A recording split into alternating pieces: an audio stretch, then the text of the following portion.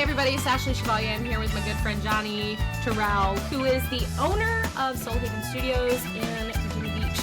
Last episode we talked about AI music and what the Recording Academy is doing.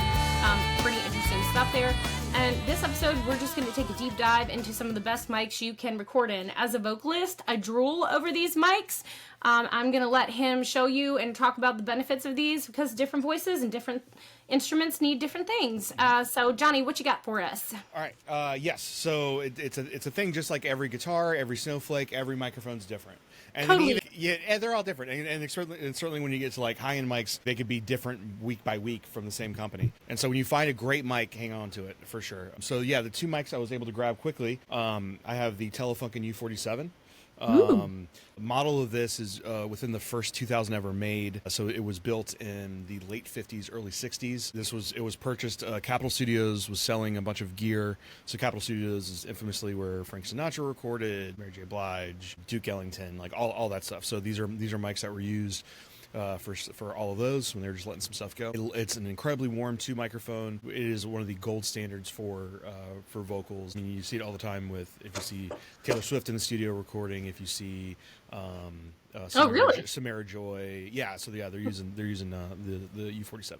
Have I sang on that one? Yes. So this was most of Cayenne Roses most of the vocals was that. And then I'm using the two mics I'm going to throw up today are both the ones we use on that record. And the other mic is a Neumann TLM-170, which is predominantly used for a lot of voiceover recording for animated shows and broadcast. It's an unbelievably transparent mic. Like you could put it in front of it and you don't hear the microphone, the character of it. So it's just very transparent. And the voicings of these are drastically different, and so a lot of times, if I have a singer who has a complex tone, which you very much do, where you have unbelievably sweet, quiet, like these beautiful tones, and then you absolutely can blast and just rip these like just unbelievably beautiful big vocals. So the U47 has a great mid-range, like really punchy, and then the 170 is just super clean crystal top end. So if some of the songs were say maybe going a little bit heavier, I may introduce the 170 over the 47 just to make sure we keep that top end clarity, but that you can't beat that mid-range punch. Like I think a lot like you, I'm spacing the name of the song. She's a lot like you. Less like you. Yeah. Yes, thank you. Sorry, but that's all. Like literally, I think that was one of the two songs where this mic was used exclusively, just because it stayed perfectly in that mid, and it's just like it was so perfect. Now, was that for acoustic and the full band one, or was that just the acoustic recording?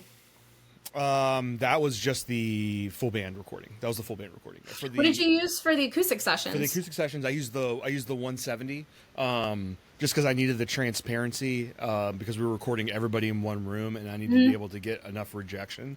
And then the two mics are super sensitive, so I didn't want to have to deal with a ton of bleed from the bass and then the acoustic guitar. So I was able to get a little more rejection from the 170. Rejection? What do you mean, like a bubble around the sound kind of deal? Yeah, well, because you're playing guitar and singing, and so although the mic is on your voice, it's also picking up that acoustic guitar. So I wanted to be able to reject, just so I can get enough control over your vocal, and then opposite wise, I can get enough separation from your vocal to guitar, so I can like independently deal with that.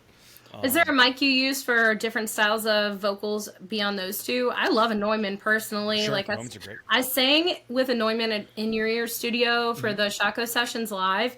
Oh, loved the sound of that. Yeah. But again, a lot of bleed. Like I couldn't have those tracks mixed down because it didn't have that rejection you're talking about. But the vocal sound I was in love with it. I was like, oh my gosh. Totally. And so yeah, but that's what makes like those like kind of live recordings tricky of like, okay, how to deal with that. And it's just a thing. Yeah, so not necessarily styles, but I do listen to the singer. So usually if I've gotten good at, if I can hear somebody talking, I know what mic I'm going to throw on their voice. And so even mics like it's set up for other things. Like we have a Sony C800, which is like one of the top tier mics ever made that we just got. For what? For vocals, strings, anything. It's just an incredible microphone, but we just got that recently, which I'm actually excited to hear what it sounds like on you. So yeah, I mean, we have that. We have a bunch of the high-end Shure KSM mics that sound great. That like it's the exclusive mic of like the Montreal Jazz Festival. Like it's just a great sounding for horns, sometimes vocals. I'm just looking. I'm looking in the live room now. See what else. You trying to say I sound like a horn when I sing? No. Oh no. The Sony C800 is like the primo mic. But yeah, but it also could be the song too. So like, that's why with studios, find places that have a pretty solid mic collection.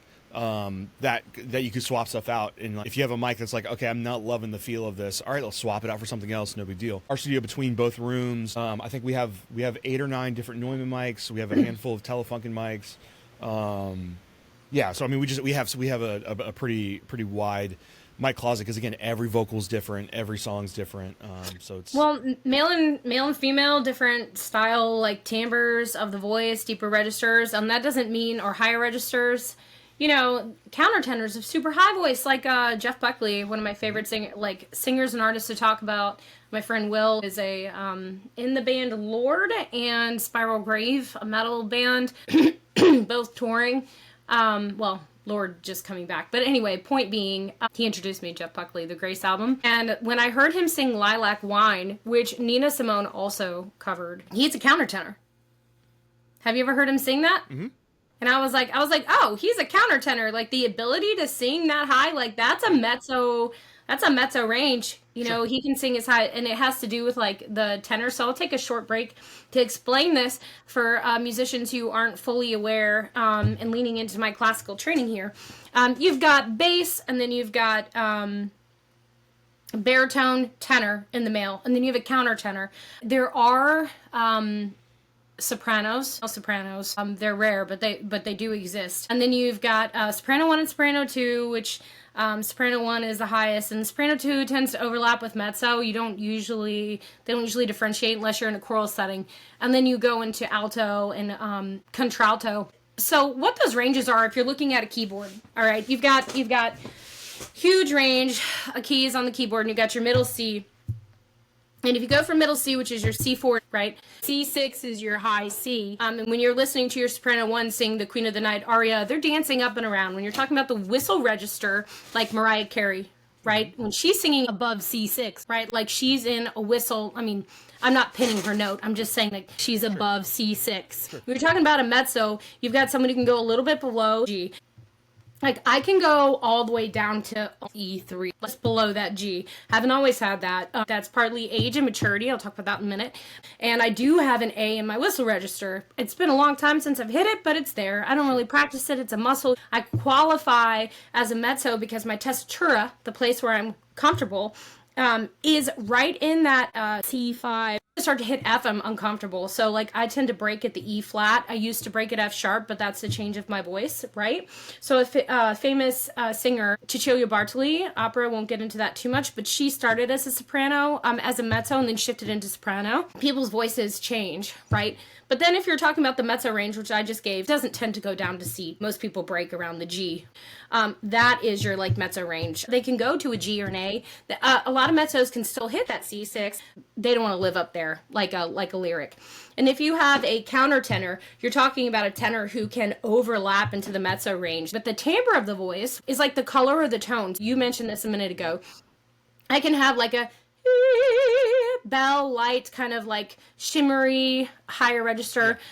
Yeah. But then I have like a really broad low, which is, those are all timbres. And my tessitura is where I'm comfortable to repeat that. And then the timbre is the color that you might hear. And you hear timbre a lot when you're talking about string instruments. So that is my explanation for those who want a little insight on timbre, tessitura, and ranges, because it is directly applicable to what you're talking about on the microphone. So when you're talking about Less Like You on that that black mic that's right in front of you, that one? Okay, which was you said that held the mid-range? So the studio, yeah. So it has a more focused mid-range and not as much like sparkly top, although the high end on this sounds amazing.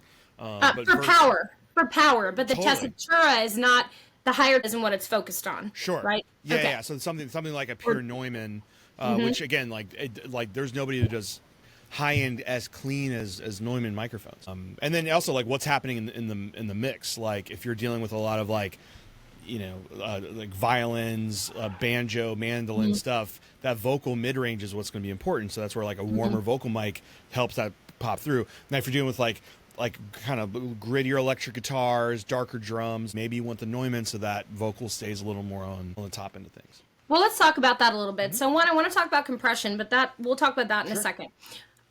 Physics is directly applied to the way sound waves are on a space. So a lot of times musicians don't think about that, but I know as an audio engineer, you do. So when we're singing in, and I'll go into this in a later episode, but when we are singing vocally, and you're learning through your vocal range, like lower notes exist lower and they bounce and they're slower and they exist lower on the spatial range. And the higher ones go faster, not just because they take more power, but because of where they actually exist. They don't necessarily take more power. That depends on the individual.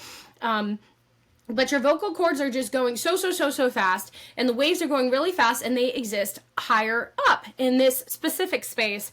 And it's the same, like if you're thinking about colors and wavelengths, like the reds and the yellows are lower and they're broader and slower. And then the ultraviolets are higher and faster and take up more space at the top, right? So those are very interesting similarities between audio and visual that we don't necessarily. They're actually one of this is way nerdier physics, but they're actually one of the same. If you speed sound up past 100,000 hertz, that's when you start getting into light, and then that's where you get to the refractions. But that's a whole other thing. No, but there you go. See, I didn't extension what I was talking about. No, see, I love it. Okay, but that all applies to where mics are set, like how you're micing them, and then the range that it accepts, right? Okay, so then explain how. So did I explain correctly, like how you stack the layers and why there's only so much space?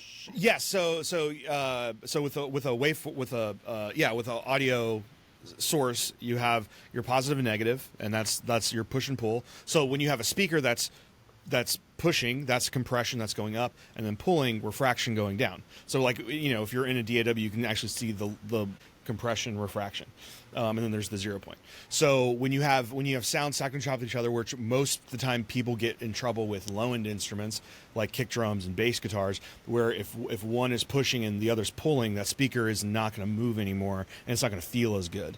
And so you have to make sure those are moving at the same time.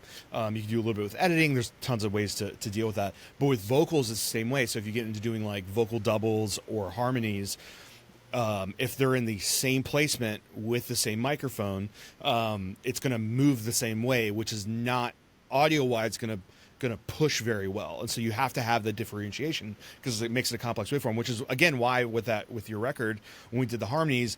So let's say I used the 47 for the lead, I used the 170 on the backgrounds, so it had a different texture. And so this is something I picked up from Dave Cobb, producer who works with Jason Isbell, Chris Stapleton, Miranda Lambert, all that. But he's a very big proponent and Brandy Carlisle. All my favorites. Yeah, right. I love all of those artists for sure. But no, a lot of times he'll have like a vintage 2 mic and then like a high end other mic. Depends on whatever works for the sessions. But those things are up again as options. Like those are not happening where they're being played at the same time, but it's just like having that tonal texture, certainly with a vocalist that is as rich as you, where we need to flip it, it's just an easy like on off, and then you're on to the next thing.